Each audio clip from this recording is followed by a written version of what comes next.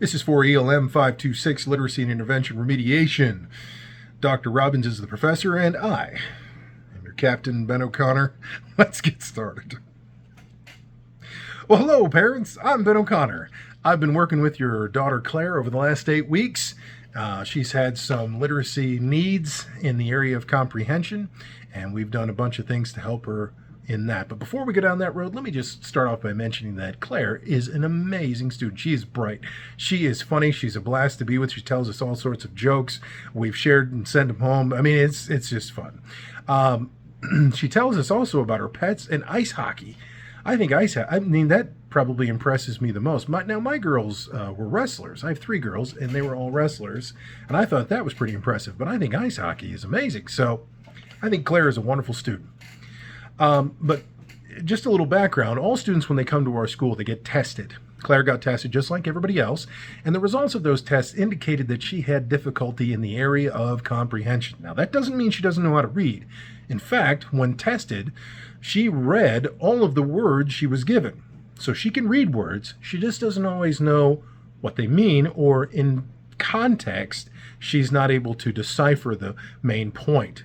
Okay, so that's what we've been working with her on. And in order to do that, we've set some goals for Claire's. One of the goals that we've set for Claire goes like this.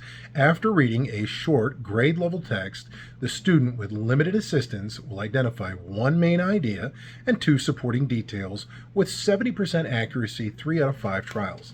Now, what that means is that when we're doing these reading assignments, we are looking for some very specific things. Okay, we're not just having her read to read, we're having her read to pick out the main ideas.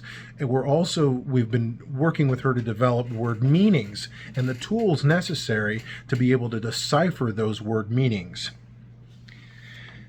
Now, what we want to do is we want to give you those tools or help you build a better understanding of those tools at home, so you have a real world application of those same sorts of things that we're doing here for you to then do at home.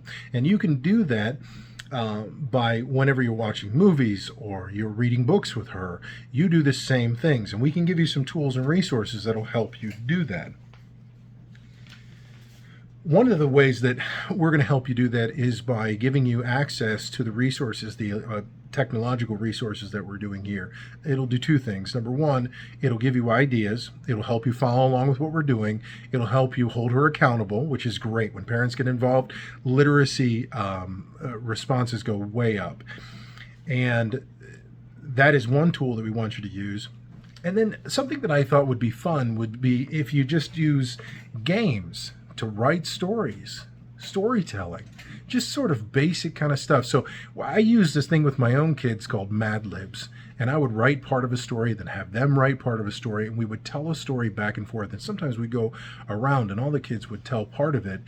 And sometimes we would do it in a way that was subversive, and some ways that was direct. So in other words, telling it to be funny because it's different, or telling it in a very specific flow of thought so that it made sense. And if you do that with her, it'll help to build comprehensive skills. One of the technologies that you can use is from a website called iExcel, and believe it or not, I think they meant for it to sound like iExcel, but iExcel.com. There are simple little resources. If you go to you can click on 5th grade literacy or language arts details to understand and determine main ideas. It's a lot of fun. There's times and keep score. It's a blast. You can do that with her at home. Now, if you run up short with ideas and things to do with Claire, we want you to know that there are resources out there. One of them is through the West Virginia Parent Training and Information Center. The West Virginia Parent and Training Center, it offers workshops and online programs and collaborative things, so you can get together with other parents and they can show you things that they've done or just talk about things.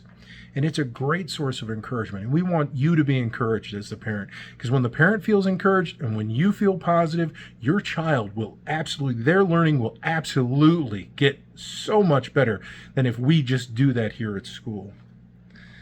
Now, she's a great kid. You are great parents.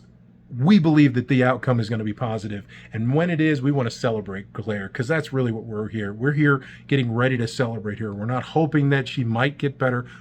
She has, and she will continue to trend upward. So we believe that when she hits those goals, we want to celebrate her.